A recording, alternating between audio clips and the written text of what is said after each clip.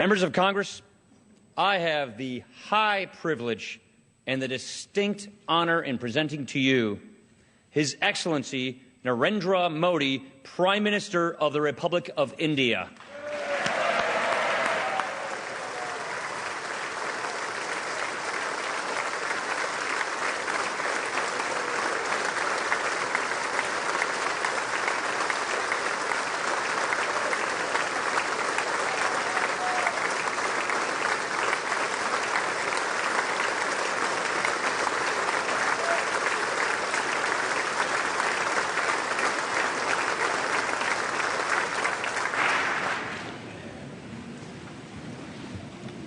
Mr. Speaker, Mr. Vice President, distinguished members of the U.S. Congress, ladies and gentlemen, I'm deeply honored by the invitation to address this joint meeting of the U.S. Congress. Thank you, Mr. Speaker, for opening the doors of this magnificent Capitol. This temple of democracy has encouraged and empowered other democracies the world over.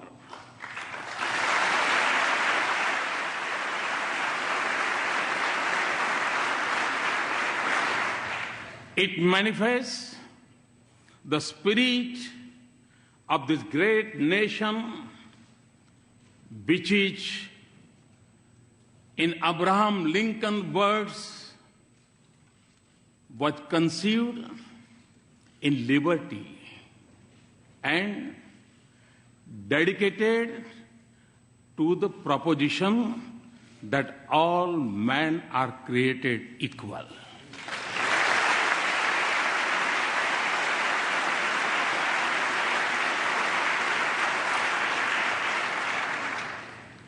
In granting me this opportunity, you have honored the world's largest democracy and its 1.25 billion people.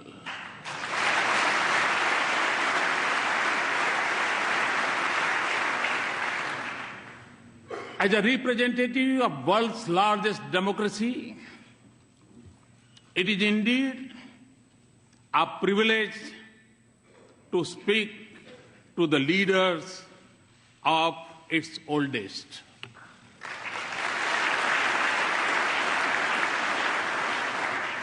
Mr. Speaker, 2 days ago, I began my visit by going to the Arlington National Cemetery, the final resting place of many brave soldiers of this great land.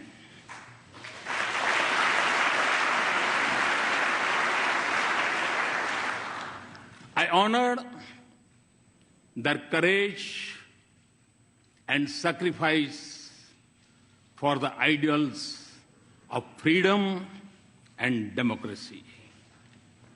It was also the 72nd anniversary of the D-Day. On that day, thousands from this great country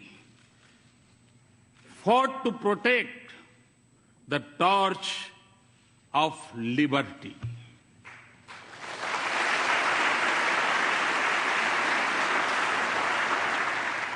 They sacrificed their lives so that the world lives in freedom. I applaud, India applauds the great sacrifices of the men and women from the land of the free and the home of the brave in service of mankind.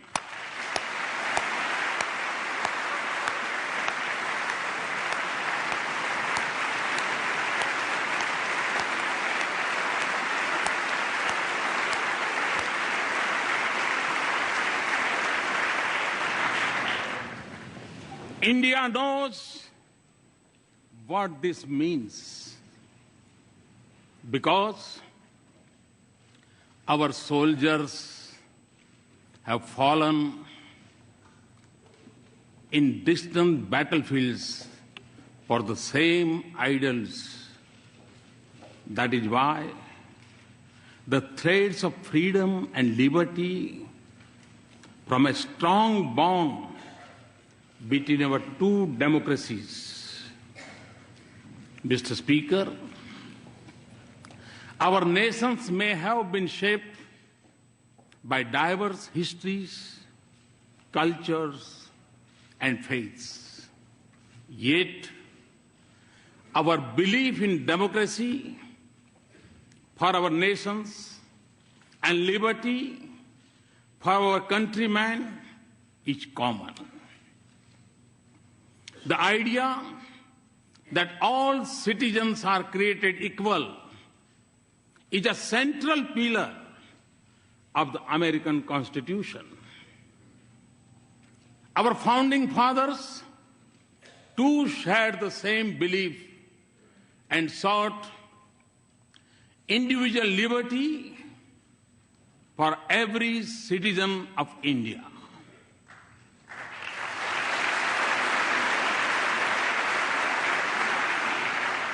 There were many who doubted India when, as a newly independent nation, we repose our faith in democracy.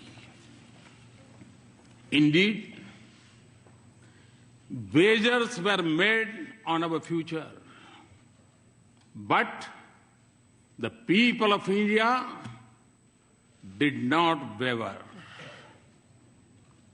Our founders created a modern nation with freedom, democracy, and equality at the essence of its soul.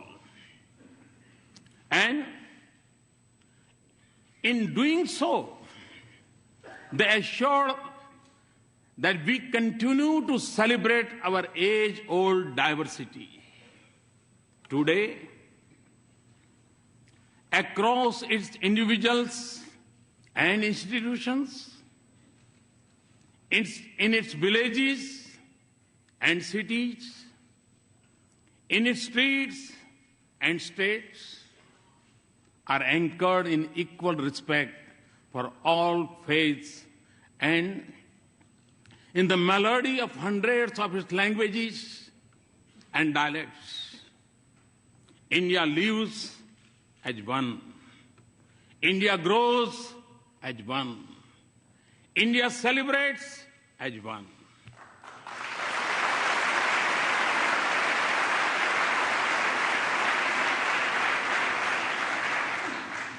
Mr. Speaker, modern India is in its 70th year. For my government, the Constitution is its real holy book. And in that holy book,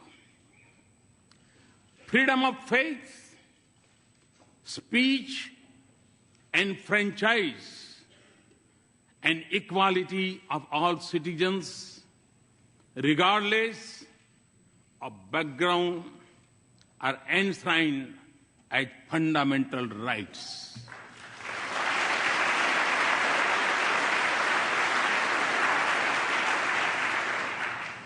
$800 million of my countrymen may exercise the freedom of franchise once every 5 years. But all the 1.25 billion of our citizens have freedom from fear, a freedom they exercise every moment of their lives.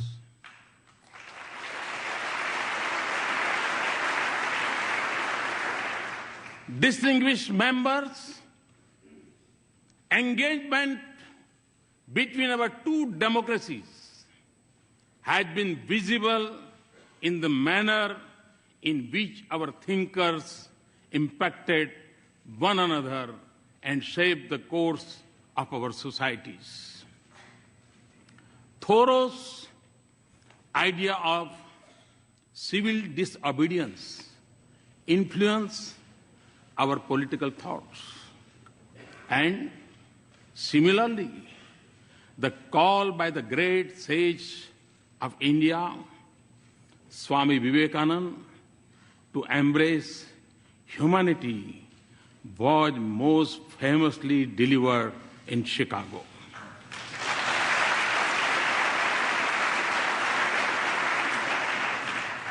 Gandhi's non-violence inspired the heroism of Martin Luther King.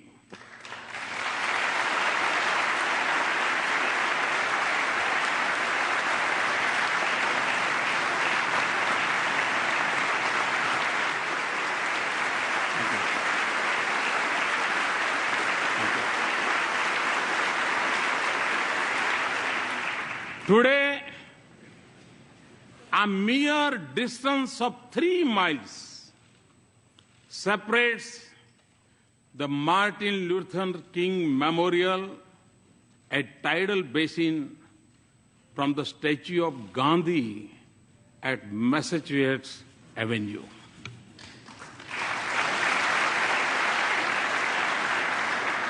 This proximity of their memorials in Washington mirrors the closeness of ideals and value they believe in. The genius of Dr. Bhimrao Babasaheb Ambedkar was nurtured in the years he spent at the Columbia University a century ago.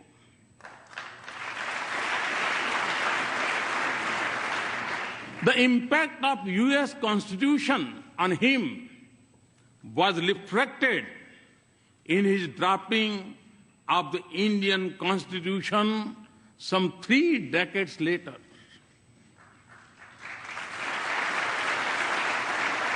Our independence was ignited by the same idealism that fueled your struggle for freedom.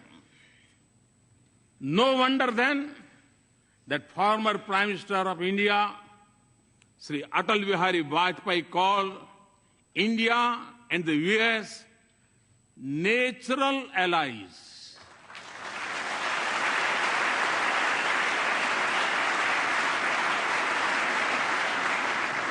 No wonder that the shared ideals and common philosophy of freedom shape the bedrock of our ties.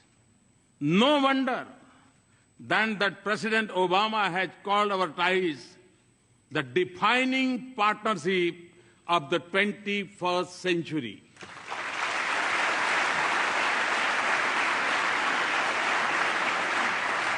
Mr. Speaker, more than 15 years ago, Prime Minister Vajpayee stood here and gave a call to step out of the shadow of hesitation of the past. The pages of our friendship since then tell a remarkable story. Today, our relationship has overcome the hesitations of history.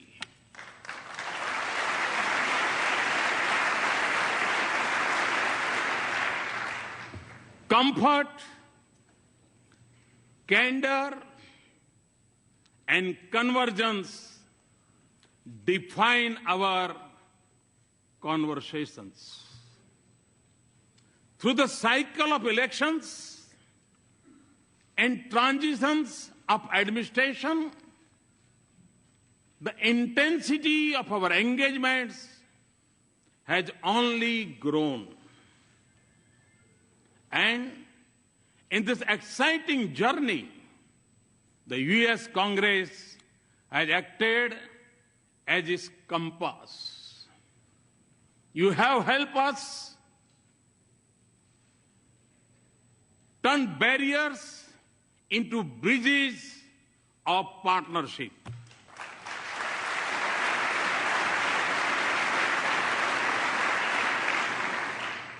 In the fall of 2008, when the Congress passed the India-US Civil Nuclear Cooperation Agreement, it changed the very colors of leaves of our relationship.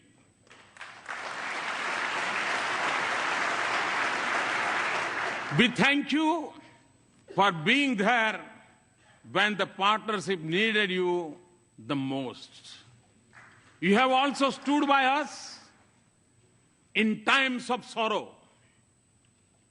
India will never forget the solidarity shown by the U.S. Congress when terrorists from across our border attacked Mumbai in November of 2008.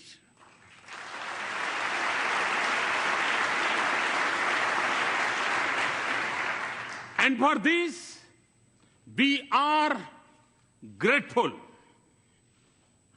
Mr. Speaker, I'm informed that the working of the U.S. Congress is harmonious.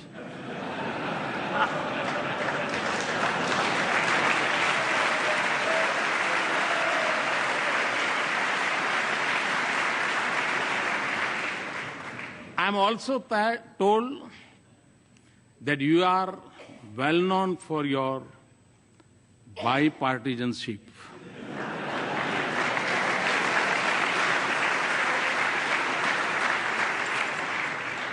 Well, you are not alone. Time and again, I have also witnessed a similar spirit in the Indian Parliament.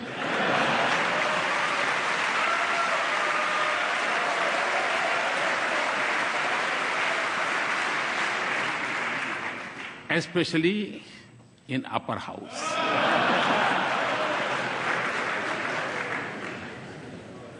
So,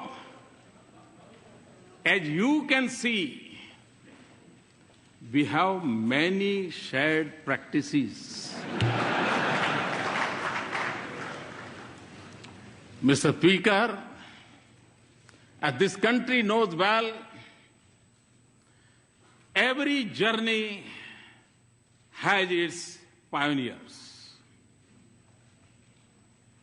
Very early on, they shaped a development partnership, even when our meeting ground was more limited.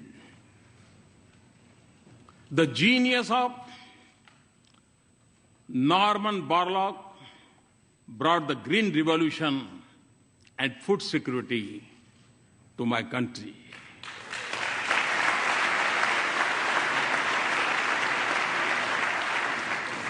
The excellence of American universities nurtured institutions of technology and management in India.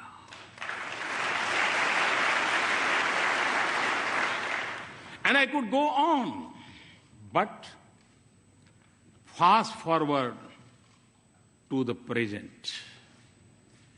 The embrace of our partnership extends to the totality of human endeavor. From the depths of the oceans to the vastness of the space. Our science and technology collaboration continues to help us in cracking the age-old problems in the fields of public health, education, food, and agriculture. Ties of commerce and investment are flourishing. We trade more with the U.S. than with any other nation.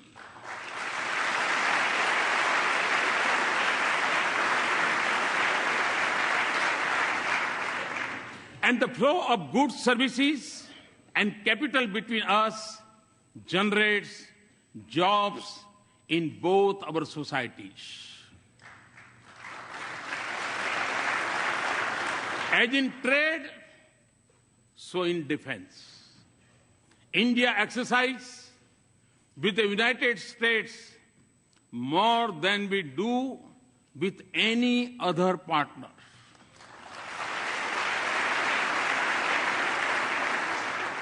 Defense purchases have moved from almost zero to $10 billion in less than a decade.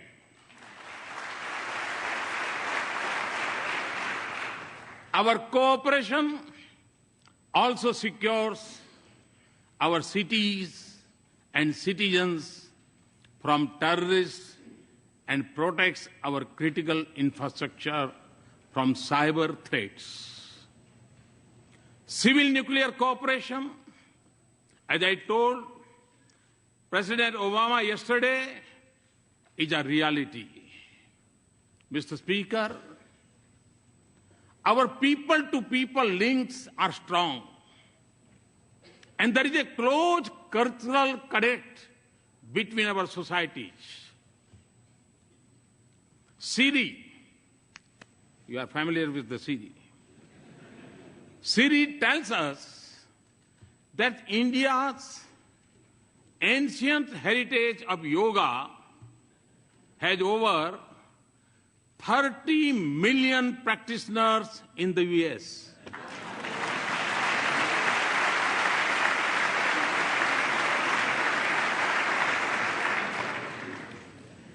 It is estimated that more Americans bend for yoga than to throw a curveball.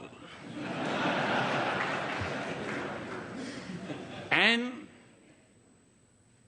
no, Mr. Speaker, we have not yet claimed intellectual property right on yoga.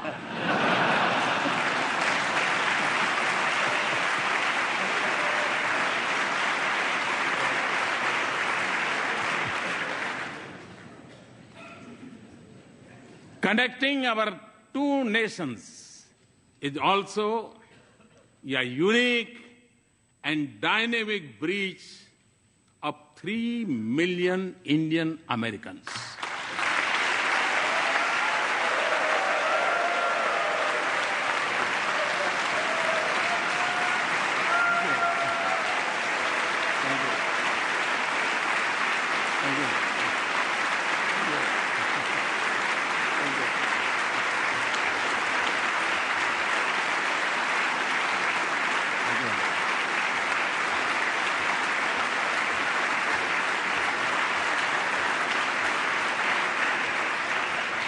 Today,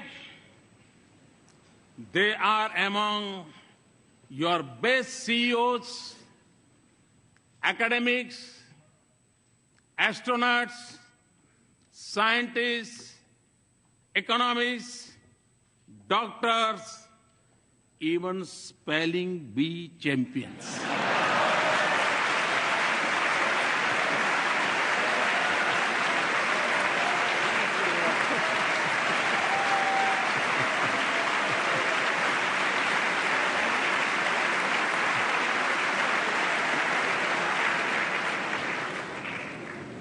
They are your strength. They are also the pride of India.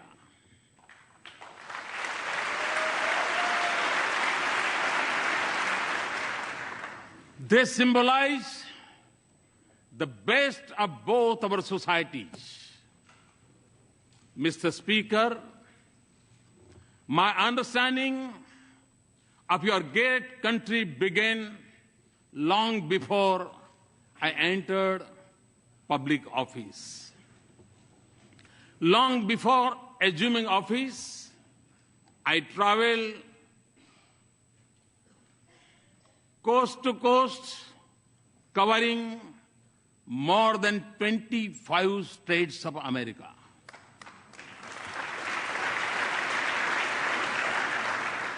I realized then that the real strength of the U.S. was in the dreams of its people and the boldness of their ambitions.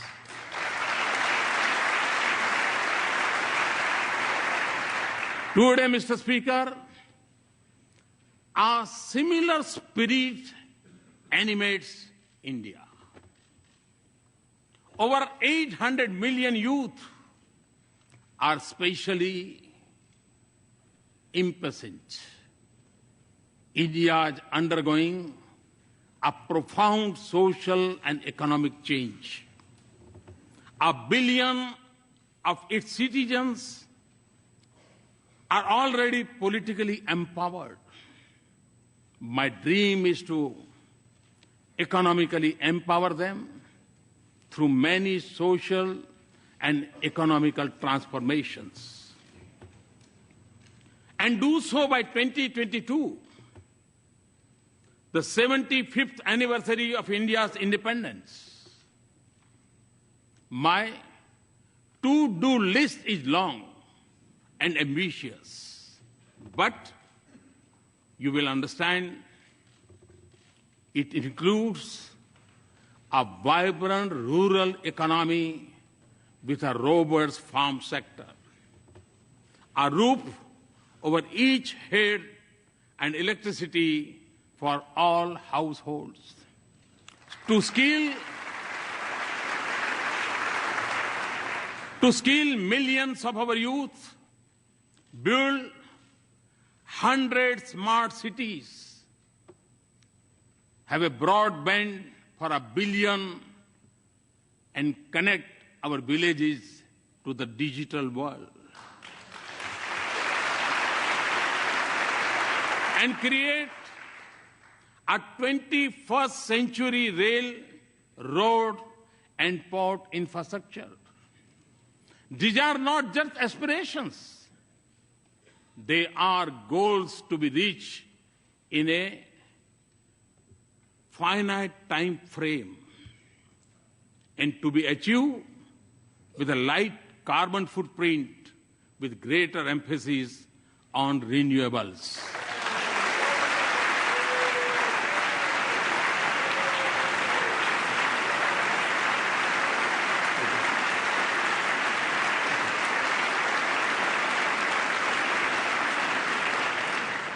Mr. Speaker, in every sector of India's forward march, I see the U.S. as an indispensable partner.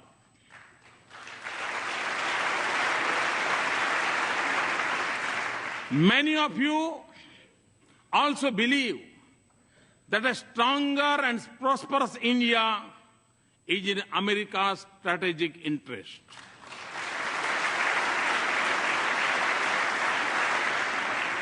Let us work together to convert shared ideals into practical cooperation. There can be no doubt that in advancing this relationship, both nations stand to gain as the U.S. businesses search for new areas of economic growth, markets for their goods, a pool of skilled resources, and a global locations to produce and manufacture. India could be their ideal partner.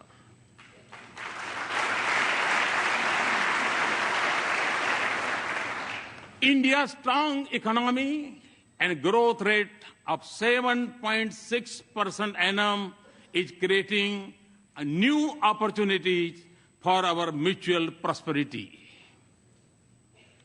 Transformative American technologies in India and growing investment by Indian companies in the United States Both have a positive impact on the lives of our citizens. Today, for the global research and development centers, India is the destination of choice for the US companies. Looking eastward from India, across the Pacific, the innovation strength of our two countries comes together in California.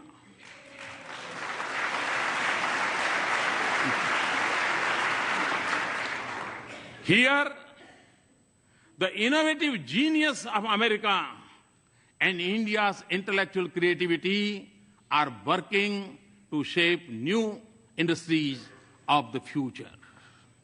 Mr. Speaker, the 21st century has brought with it great opportunities, but it has also come with its own set of challenges. While some parts of the world are islands of growing economic prosperity, others are mired in conflicts. In Asia, the absence of an agreed security architecture creates uncertainty. Threats of terror are expanding and new challenges are emerging in cyber and outer space. And global institutions conceived in 20th century seem unable to cope with new challenges or take on new responsibilities.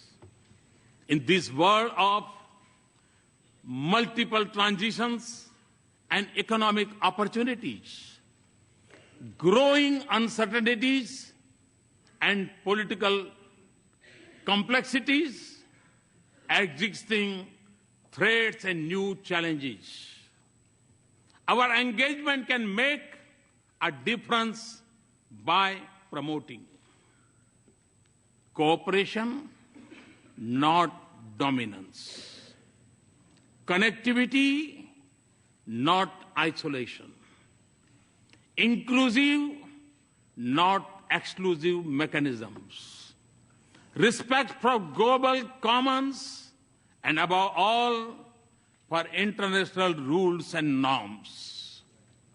India is already assuming her responsibilities in securing the Indian Ocean region. A strong India-US partnership can anchor peace, prosperity, and stability from Asia to Africa and from Indian Ocean to the Pacific.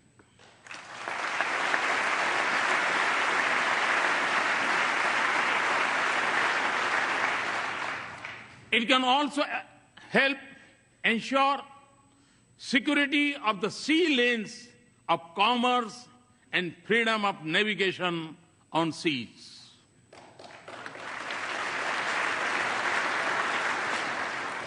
But the effectiveness of our cooperation would increase if international institutions frame with the mindset of the 20th century, where they reflect the realistic of today.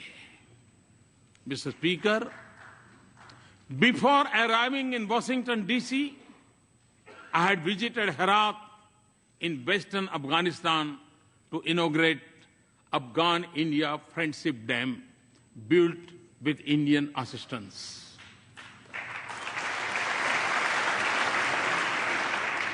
I was also there on the Christmas Day last year to dedicate to that proud nation, its parliament, a testimony to our democratic ties. Afghans naturally recognize that the sacrifices of America have helped create a better life.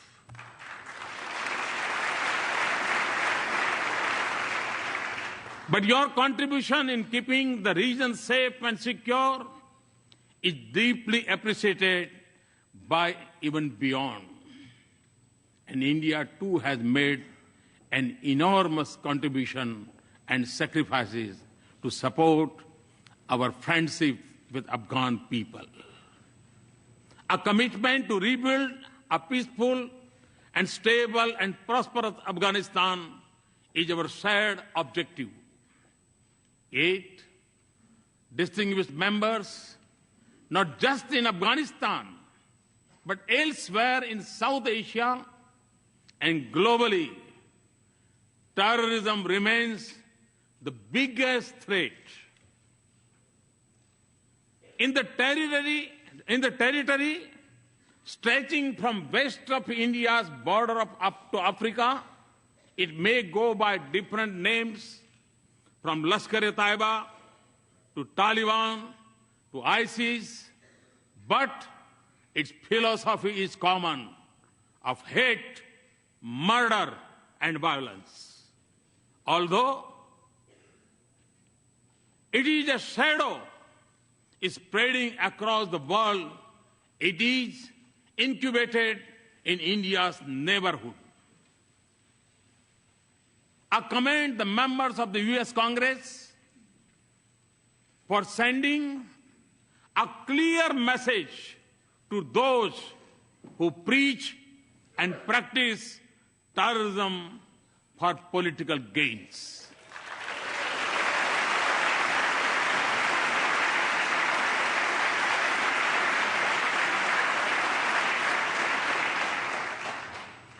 Refusing to reward them is the first step towards holding them accountable for their actions.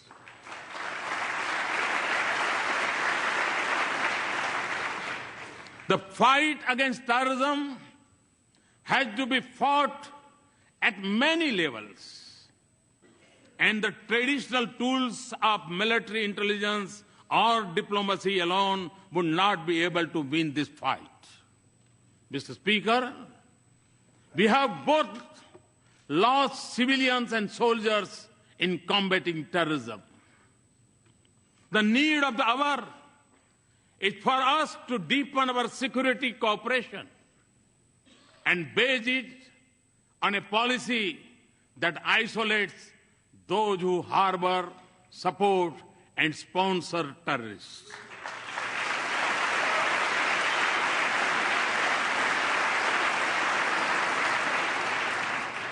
That does not distinguish between good and bad terrorists, and that delinks religion from terrorism.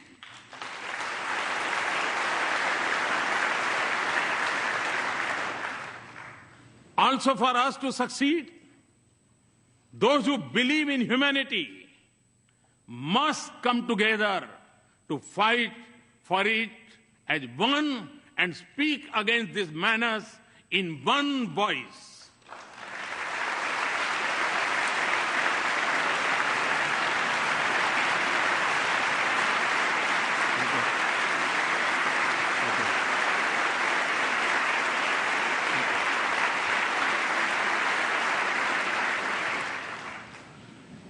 Terrorism must be delegitimized. Mr. Speaker, the benefits of our partnership extend not just to the nations and regions that need it most. On our own, and by combating our capacities, we are also responding to other global challenges, including when disaster strikes and where humanitarian relief is needed. From our shore, we have evacuated thousands from Yemen, Americans and Indians and others. Nearer home, we have the first responders during Nepal's earthquake, in the Maldives water crisis, and most recently during landslide in Sri Lanka.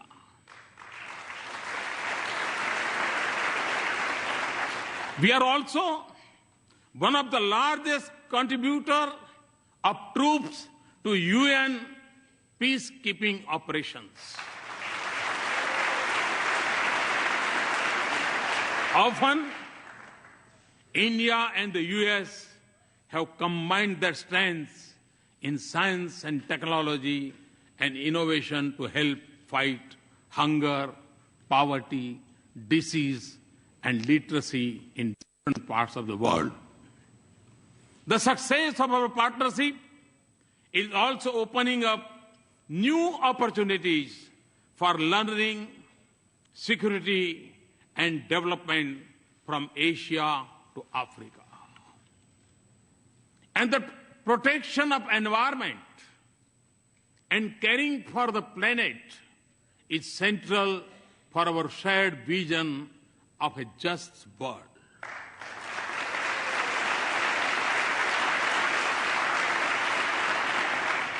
For us in India, to live in harmony with Mother Earth is a part of our ancient belief. And to take from nature only what is most essential is a part of our Indian culture. Our partnership, therefore, aims to balance responsibilities with capabilities. And it also focuses on new ways to increase the availability and use of renewable energy.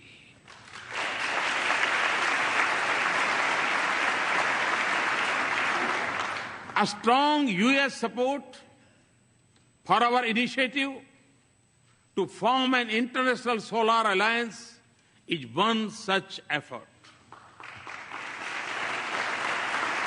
We are working together not just for better future for ourselves, but for the whole world. This has also been the goal of our efforts in G20, East Asia Summit, and climate change summits.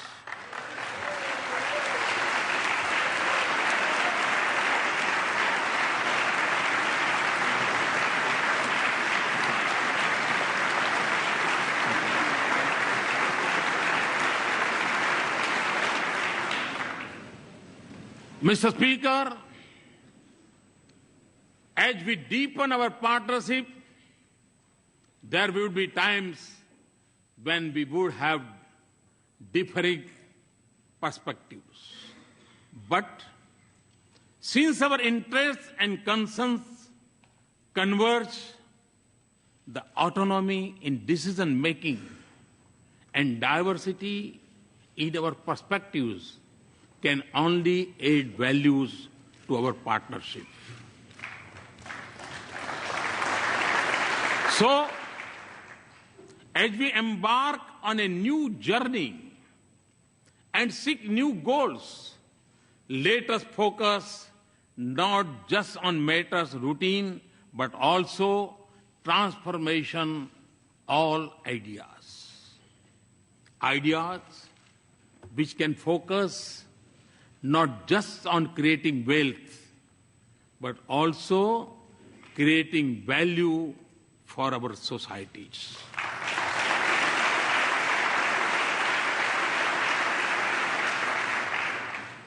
Not just on immediate gains, but also long-term benefits.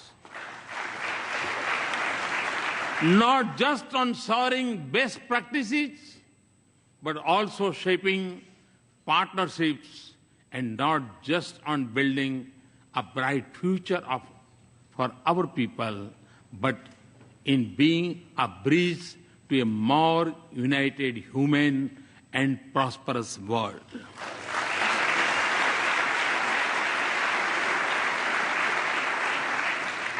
And important for the success of this journey would be a need to view it with new eyes and new sensitivities. When do this, we will realize the full promise of this extraordinary relationship. Mr. Speaker, in my final thoughts and words, Let me emphasize that our relationship is prime for a momentous future. The constraints of the past are behind us, and foundations of the future are firmly in place. In the lines of Walt Whitman, the orchestra have sufficiently tuned their instruments.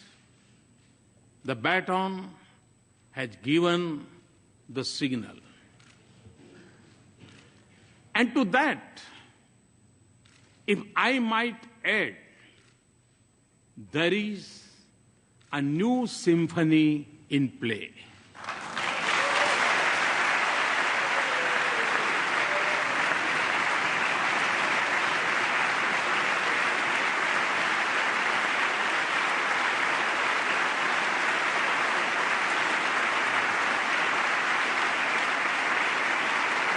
Thank you, Mr. Speaker and Mr. Vice President, distinguished members, for this honor.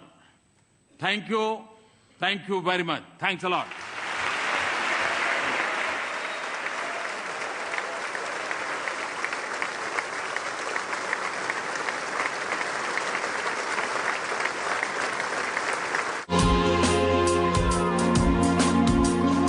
Были и сложности в российско-грузинских отношениях.